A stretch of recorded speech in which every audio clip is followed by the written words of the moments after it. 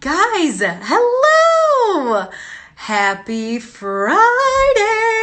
I'm trying to get my Oprah voice in check for all of you guys. I don't know if it's actually working, but we'll see. Guys, welcome on back to Bar Talk. So, few things. One, I completely forgot to put Biggie up today. He's still with us. What's up, Benji? What's up, Julie? I just kind of forgot. Hello, Mr. Catfish. Hello, Dale. Yeah, I just like totally kind of blacked out and just like completely forgot. So he'll be up tomorrow. But if you haven't noticed, I got a ring lights. Guys, we're stepping up here. Lighting's good. When you have good lighting, you can do anything. Okay, so guys, welcome on back to Bar Talk. If this is your first time coming in, welcome on in to the show. And if you are a returning customer of mine, then welcome on back. I am so grateful to have you guys here. I asked a question on my Instagram earlier, and I kind of wanted to impose it to all of you guys. So I had to reset my phone the other day, and in return, I ended up losing 4 videos that I'm really, really sad about. So if anyone who's watching knows if there is a way to recover old Instagram live footage, please DM me. To be honest, I'm probably not going to read the comments right now, only because I want to make sure we get the show started and get the conversation going. But if anyone knows how to, please DM me afterwards. I would greatly appreciate it very much. Okay, so what am I drinking today? My sister says the person who drinks this is a crazy person, but I don't care. My favorite White Claw is a ruby grapefruit. Am I crazy? Maybe. I don't know. Hello, Mallory. Hello, Cooper Biggs. Hello, Ferrane. Guys, let me know what it is that you are drinking with me this evening. Hello, Miss Sally Who. Cheers to all of you guys. What's up, Tay-Tay? Okay, so let me go ahead and, as you guys are telling me what everyone is drinking on this lovely Friday evening, some people might have already started drinking. That's totally fine. If you're just joining now and you just want to get drinking now, that's good too. Even if you don't want to, that's fine. We have Emily Staker on the show today. So Emily is a fellow GALvanize sister of mine. But the one thing that I think is really interesting about Emily is she's a sports agent. I know nothing about that side of the industry, and I thought it would be really cool to kind of pick her brain about what led her on that path and whatnot. So let me go ahead and get her to join on. Hello, my boys, Mama 2 and Terry Ann. Hello, Jill. Hello, Rachel. Hello, Lindsay. All right, Emily is going to. And as she's joining on in, guys, please tell me what everyone is drinking this evening. Who do we got? Hello! The ring light is definitely looking good. Dude, I feel like I'm illuminating in a way that I didn't even know was possible before. I know. I'm like literally in front of a giant bay window, but I'm realizing that I definitely need one just because. I didn't realize that I needed one until it was put on me, and I was like, oh my God, this is crazy. I know. Once you notice the difference, you're like, I can't go back. I know. Okay, so Emily, tell us, what are you drinking with us this evening? I'm drinking a Malbec that I took off of my parents' kitchen island. So I hope that they weren't planning on drinking it. I'm sure I'll have a little bit left for them after. If you do, great. If not, you can buy them another one. Exactly. You know what? Or not. Or not, yes. All right, so let's go ahead and cheers. Everyone who is drinking, cheers, cheers, cheers. Yes. Oh my God. So thank you again so much for coming on. So you grew up in rural Idaho. How did growing up there shape you? Well, I always laugh because people, like, especially in college, would be like, oh, did you grow up on a farm? And it's like, no, I didn't even grow up on a farm. I literally grew up on a field. Like, it was just a field, like grass. And there wasn't a lot to do. And so I was super outdoorsy and played a lot of sports. And I think the biggest impact it had on me as a person is when you live in a small town, your reputation is always on the line, like at the grocery store getting gas, like you're always interacting with your community. Right. And that is really applicable to sports in terms of you just never know like what action you're going to take and how that's going to impact your reputation. And reputation really is, especially as an agent, it's so important because like 90% of the clients I have are through referrals. And so I just definitely try and integrate that into who I am and try to not have a separate like personal self and professional self, but rather have like an authentic version of myself that is what I want to project in terms of my reputation. It's so true. And honestly, it's like I always find it strange when I think especially like people in news have like a personal account and a professional account because in my mind I'm like, so what are you hiding? And Yeah. I know that sounds really bad to say, but it's like who you are and who we are right now is who you should be 24/7.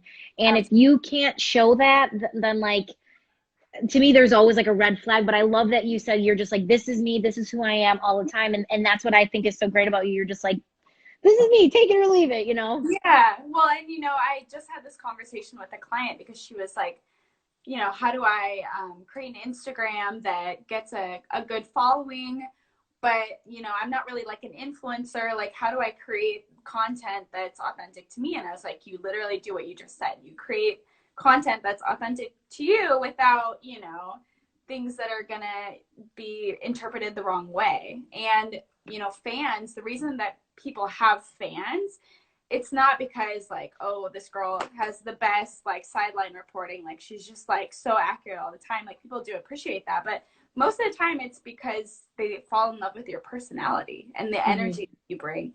And social media is so annoying because like it is sort of just like a wide net of whatever you're going to get back, right? But Yeah. it also is a great way to show your personality in a really authentic way and develop a following of people who really do identify with you personally. That's amazing. And it's so true. So you are the first woman in your family to attend and graduate from college. So kudos and amazing. Congratulations. Thank you. What did that mean to you? It meant a lot. My grandma, my mom's or my dad's mom, she married my grandpa when she was 16. And Wow. she is definitely she passed away last year, but she was a huge influence in my life growing up. Just a incredibly powerful and well educated. Like she read so much, even though she never got the opportunity to go to school. She really made it a point to educate herself through books and whatever information she could get and travel. And that really was a huge impact on me because when you know someone, especially a woman who didn't have access to education, it frames your experience differently, right? And I'm human. Of course, I had times in college where I was just like, this is so stupid, and like Yeah. I went to Gonzaga, and my senior year was the year that they were in the championship. So I didn't really attend school during the month of March, but still, I was so grateful to go there. And it has a different frame of reference in terms of education and just taking advantage of it. And it's still very real, going back to being from a rural area. Like my brother and I are some of the very few people from that community in our age group that even went to college also. Most people just can't afford it, or they just sort of fall behind. And I think education has been the vehicle of my success. And I hope that my success can be testament to its power for other people as well. Yeah. What have you learned then from obviously coming from a rural town of like, I think sometimes people get, okay, let me start that over. It's very easy to assume that everyone has access to education when that is so not the case. And I love that to me, it seems like your family was very much like, you know, being educated is a gift. And when you have this gift, like use this vehicle, like you're using it to better yourselves and make the world a better place. So like when you go back home, I mean, I guess can you like try to identify what the feelings like because, you know, you're continuing to educate yourself and then maybe some people that you grew up with haven't been able to. So like, how has that been for you? Like, is it difficult, or like, what are you trying to like teach people about continuing to educate themselves when they can? Yeah, it's humbling. It really is humbling because, when I am home, like I'm in Idaho right now, Hmm. and when I'm home, I don't see difference. Like I'm not like, hey everyone, here's my law degree, like Yeah. these people are still like the people that I grew up around, and this is still my community. And so, um, it's humbling for me because there's so many people that I know here who are wise and intelligent and experienced, and given the opportunity to get education would have probably more success than me. And so it is extremely humbling. And I think it's a good lesson for everyone in terms of just, whatever industry you're in or whoever you're interacting with, like intelligence is not necessarily measured by education. Obviously education is a huge part of it, Hmm. but I think when you're interacting with a human being, it's just so important to acknowledge them as an intelligent person as well. Obviously, disclaimer that it's not the case for everyone, everyone. Right. Yes, yes, Right, yes. but I think treating each other with integrity is super important. Yeah. And I like what you said too, like education doesn't have to just be books. Like I'll say this, I have learned more valuable life lessons behind the bar on 38th and Union than I have anywhere else. And I feel you could probably say that, and you should never stop learning because you can learn in so many different areas of life. Yeah, absolutely. And, frankly, like, of course, I learned a lot in law school, but it wasn't really until I got working in law school that I learned pretty much all of the skills that I use now. Because, first year is so intense. Like, they try and keep you at school for like 100 hours a week. Like, it's Yeah. really crazy. But, um, you know, after that, like second year, I started working for an NFL agency, and it's a boutique agency. Craig Doman is his name, and it's called 360 Sports, and he took me under his wing, and he's from a small town also, so we already had that connecting point. And what I loved about his practice in terms of representing NFL players is he really cares about them as the whole person. And if you are exposed to the agency industry at all, like you know how rare that is to really treat a player like a human being. And when you're connecting with them, like you want to know their like faith and belief system, and what their relationship is like with their family, and like how they see the world, because you can't effectively communicate with a client unless you understand like what the most effective way is going to be. And in order to do that, you really have to get to know the person as a human being. And I have definitely integrated that into my practice as well, in terms of just whenever I am talking to a prospective client or an existing client, like I am always trying to better understand them as a human being, because I really don't feel like you can represent someone without knowing them personally. Like I could look at all these things on paper, like Jenna's got this experience and she's worked here, and she wants to work in this market and she should get this salary. But the reality is there's so much more to it in terms of being an effective representative. For sure. So you led into my next question, and I find this really funny because you talk so passionately about it, but you always said that being an agent was never a goal of yours. It was a path almost chosen for you. Explain what led you on this path. Yeah, it was weird. I dabbled in like the idea of being an NFL agent in law school. I went to this national competition like back to back years where you like do NFL negotiations, and we always placed the final year we were in the championship. I don't want to talk about it because I think it was rigged, but anyways, but Okay. loved it. I love negotiating. I've been described as intense sometimes, mostly by Nothing wrong with men. that. Go figure. I know. Go figure. Yeah. Mm. I always say thank you. Like that's so nice of Yeah. you. And I liked it, and I really did like working for an agent, just because his work specifically was a good fit for me. But my other exposure to representation, at least in the NFL. It's a pretty hyper masculine and toxic environment for women. It's just not very enjoyable. And I was like, I don't know, like I think I would have a lot of fun sometimes, but I also think it would be really hard for me. Right. I'm an empath and I am sensitive, and I wasn't really willing to become like a shark. You know, that's just not who I am.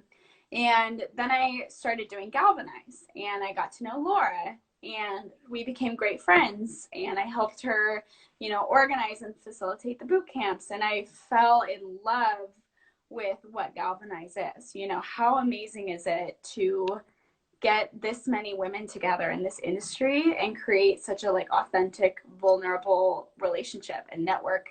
Like I think we're seeing it right now more than ever. Like the amount of GALvanize sisters that I have been in touch with and checked in on, it's incredible. And then, you know, with my law degree, I just started getting questions from women in the GALvanize network, like, hey, can you help me with this email to this employer? Hey, what do you think? How do you think I should say this? Or hey, like what are some ways that you like look up like salaries? And you know, there's not a lot of difference. Like obviously with athletes, like you're looking at stats, right? Like stats are like Right. Yeah. thing, and you know, there's some like what's their popularity like with the market, like with the fan base, but mostly it's stats. But there are stats for broadcasters too.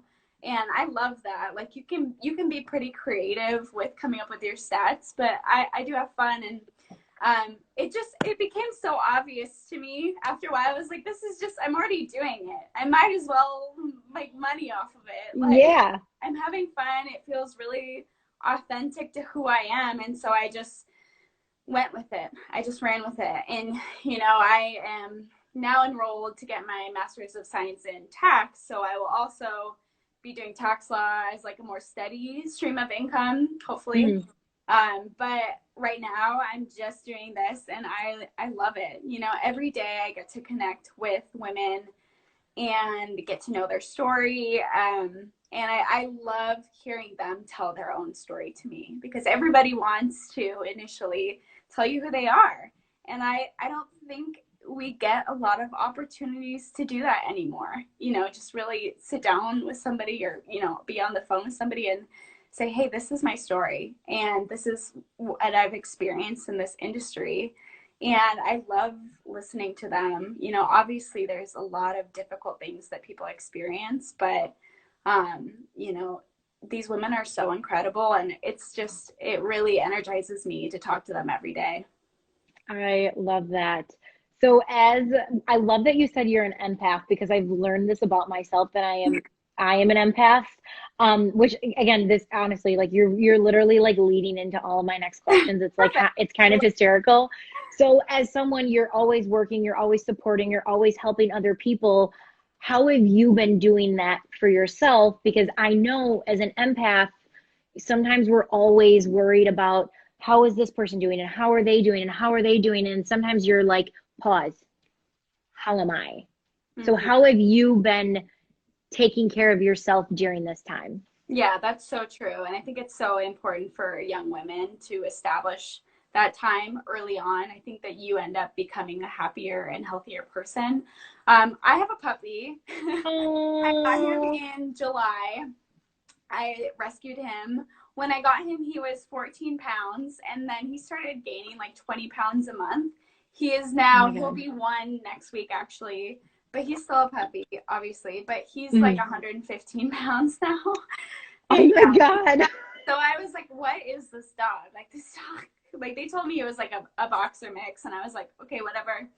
And so I did the DNA test, because I'm like, this dog's growing like he is like has giantism. Like what is going on? And he's half Great Pyrenees. So it's really funny. He's just like super goofy and giant, and he has zero bodily awareness, and it just makes everything that he does more funny, frankly. But having a dog is like, I think it counts as self-care, just like being able to take him for a walk, or just like Yeah. literally watch him be a goof. Like they are so self-entertaining, and I could just watch him, you know, hang out all day. And that has really helped. I know it's like, oh, it's me taking care of something, but you know, as a huge dog lover, it was really Yeah. important for me to bring that energy into my life. I just needed it. And it's weird, like you also just meet more people with the dog, as weird as Yeah. that is. Like, and I'm also super introverted, which, like, warning to introverts, if you get a really cute puppy, like the first like 4 or 5 months are like hell. Like everyone wants to come up to you and tell you how cute your dog is. Like, and it's sometimes it's Oh like my 6 God. in the morning, right? Because puppies get up so early, and people are like, Yeah. "What kind of dog is that?" And you're like, "It's 5:30 in the morning. Like, not today, you know." And so, Yeah. fair warning: if you are an introvert, maybe don't get a cute dog. I don't know, but Oh yeah, my it's God. been fun. And then in terms of just like myself, like obviously I'm a huge sports fan. Like football is huge to me, and you know, it sucks right now not having it. I'm trying to like get jazzed about the draft. I think the best way to go about it is to have humor about it. Like Yeah. the thought of like Dave Gettleman on his like computer like trying to draft someone does make me laugh.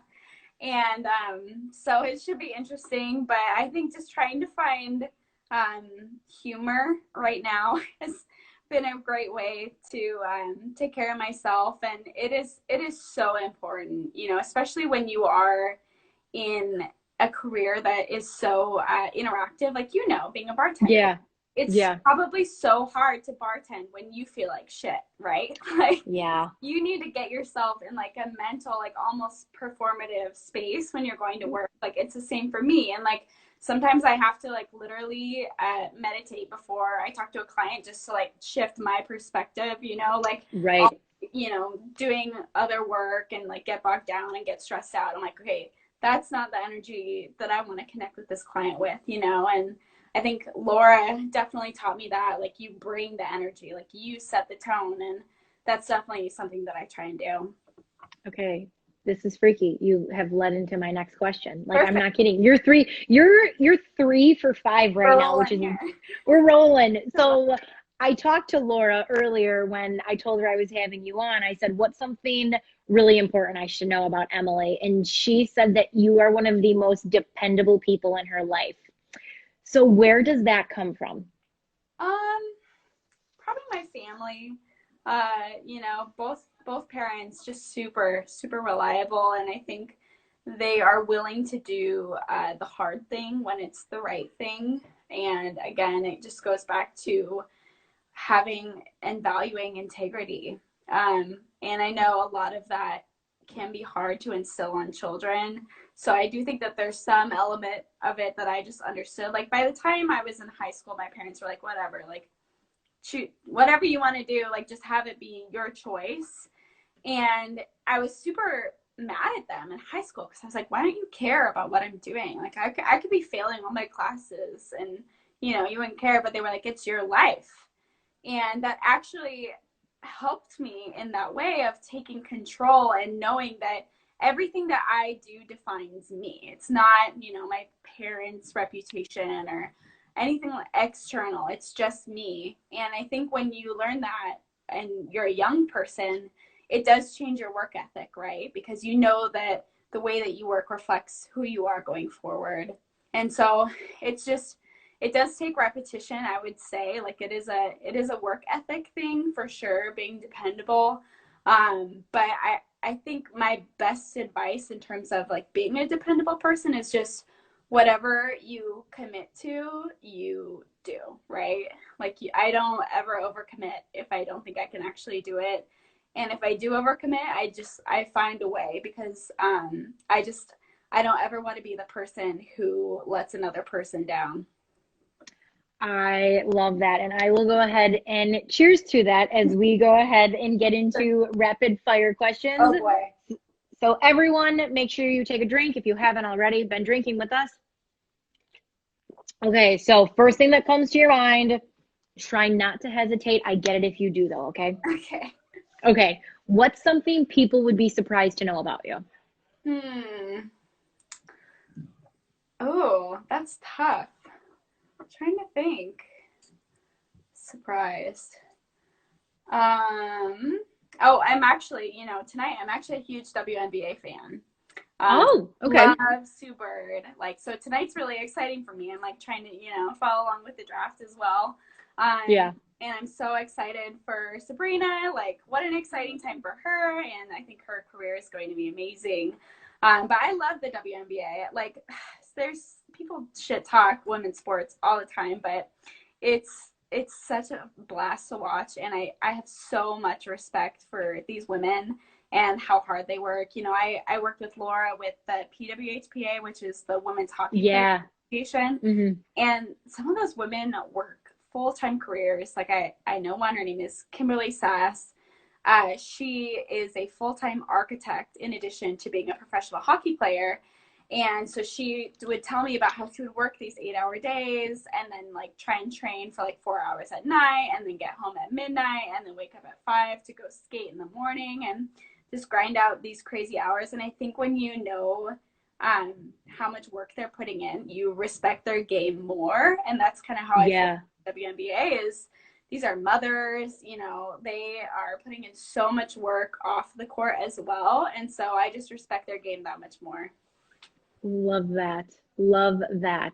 What is your favorite time of day? I am definitely an early morning person. Like, again, it goes back to being an introvert because no one's talking to you at 5 a.m, right? Like, I've been lacking a little bit in quarantine times. I've been like getting out of bed at like 6, depending on my dog's schedule. But I do like the silence of the morning. I think it's a good time to just like plan out my day, like figure out how my day is going to go and like what tone I'm going to set for it as well. Love it. You're an avid reader. What is a book everyone should read? Oh, I have so many. The one that like I keep reading, like I probably read it once a year, is The Four Agreements. I think it's a really important book for just any human being in terms of just really, especially right now, knowing that the only thing that you can control is yourself, and you can't control other people or other external events. All you can control is how you react and how you treat other people. And it's so important. I just always have moments like once a year where I'm like, you know what, I think I need to reread that because I just cannot seem to grasp the idea for much longer. I love it. Okay. What is the kindest thing a stranger has done for you? I love that question. That's good. I'm trying to think. Actually, last week I was running a trail with my dog, and I am that person who has two phones. I have a work phone and a personal phone. And I dropped my work phone. Oh, no. Yeah. And I was walking back on the same trail and somebody had it. And luckily it has like my initials and like my logo, like my agency logo on the back. So like maybe they would have been able to find me, but yeah, they had held onto it. They didn't like take it and they gave it back. So that's amazing. Amazing. What is a hidden talent that you have? I mean, I don't know if it's a talent, but I am definitely really good at like reading people and reading the situation. Like ever since I was a little kid, I was super observant. Like I wasn't very talkative. I just was really into listening and observing. And so I definitely feel like I can navigate situations pretty well in that sense. That is definitely you being an empath, I would say. For sure. Okay, so this is a question I'm asking everyone who is watching. I'd love to get your opinion. It is, would you rather lose your sense of taste or your sense of smell? Smell. I'm going smell. Smell? I just, I could live without it. I think maybe having a stinky dog makes it easier to lose sense of smell. Yeah. Like I haven't been able to find a way to like give him a bath lately. Yeah. Because like the weather's not great and like there's not like a dog bath that I can take him to. And right. Like smells like dirt and frankly it's not great. So everyone is saying smell. No one has said taste once. Like every person has said smell, and I think I would 100% agree with that. How else would Um, you taste your White Claw, right? I know, and how would I be able to like taste a really good steak or like a fabulous meal? Like, So I true. don't know. It would be hard. Okay, if you had a superpower, what would it be? Hmm. Probably something athletic, because then I feel like I could be like a pro athlete and make more money. So Like superhuman strength? yeah, something like that. Probably speed, then I could be an Olympian or, soccer player, something. You'd be breaking records left and right. Exactly. You might as well capitalize on it, right? Yes. Okay, do you have a favorite lyric? Oh man. I actually grew up in a huge Neil Young household. Like I know like pretty much all the lyrics to like all Neil Young songs. Mhm. It's kind of a weird thing about my family, but better to burn out than to fade away is definitely feeling very relevant right now in my life. Like I'm like, okay, I need to pump the brakes a little bit, but it just always has like sat with me. I didn't really know what that meant when I was like a little kid, obviously. Mm. But now as an adult, like I don't know. It's just an interesting lyric to me. That is very much so. What is the best piece of advice someone has given you? Hmm. My dad and I were actually having this conversation last week because I was irritated with somebody, and he said, usually the way that people treat you is like how they're treating themselves. And that's so true. Like people who are kind generally are kinder to themselves. And I think that it allows us to give people more grace when they're being assholes because Yeah. that whatever they're saying to you, they're probably saying to to themselves 10 times over. I Mhm. think that really helps to just be able to walk away. I will echo that, let's say. What is the first country you would go to if money wasn't an issue? Hmm. And this would be a question for everyone else who is watching. So, what would be the first country you would go visit if money wasn't an issue? um I definitely have been wanting to go to Australia. Like the flight Mm, is so long. That's why I'm like, yeah. that's tough. I flew to South Africa a few years ago Oh, and wow. like a 16-hour flight. It's brutal. Like it is not a joke. So I would definitely Yeah. go to Australia. Like I don't know. I've been not following up on the damage from the wildfires, just given all the other news we've been inundated with. But Right. that definitely was devastating. Just knowing what a naturally beautiful place Australia Yeah. is, and yeah, I definitely would want to go. Yeah. So we have some people saying Australia, Fiji, South Africa, hands down, Italy, Paris, Kenya or Greece. Greece would be Yeah, beautiful. definitely. Greece would be beautiful. Okay. What is the craziest thing you've ever done? Oh, the craziest. I don't know. You're asking an attorney, so I don't know if it's going to be very fun. If you can't Kind answer, of think that's about like okay. my days, yeah, in North Idaho, those crazy days. Hmm. Um, you know, I was laughing and thinking about that during our chat, and my brother and I, like, this is so crazy looking back at it, like how stupid this is, but we used to like go out on our property and like shoot quail. Like we would literally just hunt on our property, and like I was probably like 6 years old with like a BB gun, and he was like 9. And like Oh our my parents just God. like let us out with guns in the backyard, and like now I'm like, obviously I'm like a very like I think like we should have very responsible and restricted gun ownership. And like looking back on that, I'm like, oh my God, like what the hell was that about? Like, and I was also a terrible shot, so it was never an eventful thing. Oh gosh. Okay. Who should my next guest be? Hmm. That's tough because I'm probably gonna have to say somebody in GALvanize. Um, shameless plug. I do Yeah. love. I don't know if she's watching is like one of the charismatic, fun people that I know. She was live the other day and like she was just talking to her friend. I was like, oh, we'll watch. And she, I don't know, she just definitely is one of those people who brings the energy and makes me laugh. And what I love about her is we were talking earlier this year and she was struggling to find a job. Mm-hmm. And I just, I sent her this book that I read that helped me a lot. It's called Super Attractor, if anyone wants to read it. And then kind of right before shit hit the fan, but still it's great for her. She got a job in San Diego. And I'm just so happy for her. She stayed patient and the right thing came to her at the right time. Love that. I actually came on one of the nights that I did a like everyone was my guest. Oh, nice. I love it. So she requested to come on, but she definitely brings the energy in like every room she's in. So she would be an awesome guest. I know she had popped in here. I don't know if she's still here. But I will definitely reach out to her. Okay, last two questions. What have you learned about yourself the most during this time?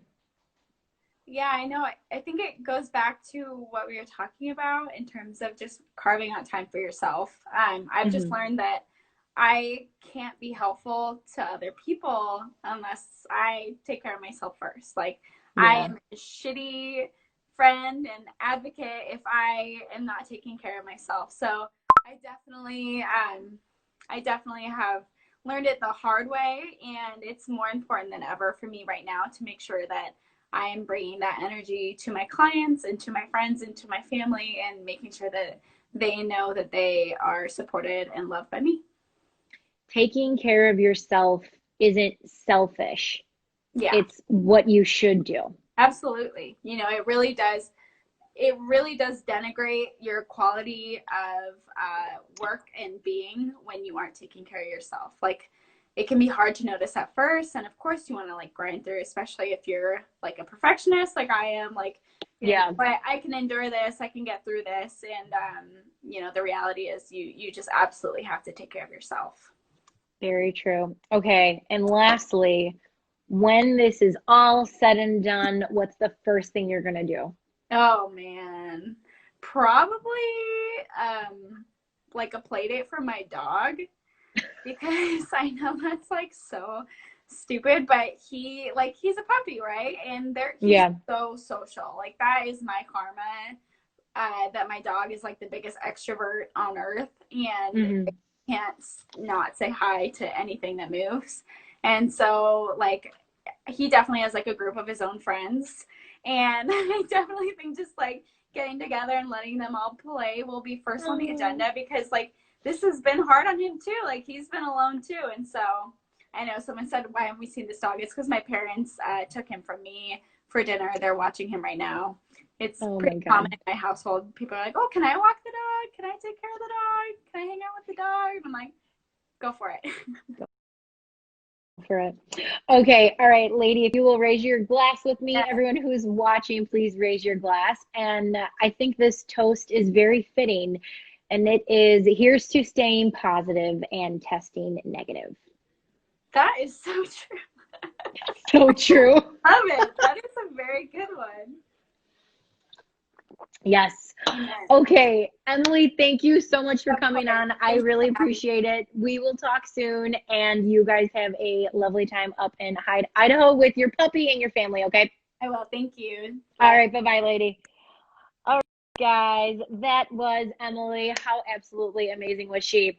So I saw someone on here said, Jenna, what happened to Biggie? So Biggie fell. The wall looks bad. He's here. We just haven't been able to get him back up yet. Honestly, I was too lazy and I kind of just forgot about it today. I was just doing some other stuff and I thought, he can go up tomorrow. Okay, guys, thank you again for tuning into a lovely, fantastic episode of Bar Talk on a Friday night. I mean this honestly from the bottom of my heart. You have a lot of places to get content from, and choosing to come here and shoot the shit and share a drink with me really means a lot. So I hope you guys had as much fun as I did. I always have a good time. So tomorrow's guest, TBD. I'm waiting. It's hard sometimes, guys. Okay, it's hard. I'm trying to get you new, different guests every night, but I am hoping I find out later tonight, if not first thing in the morning. So everyone have a lovely rest of the night. Stay safe, wash your hands, drink responsibly, and I will talk to you soon. All right. Bye-bye, guys. Take care.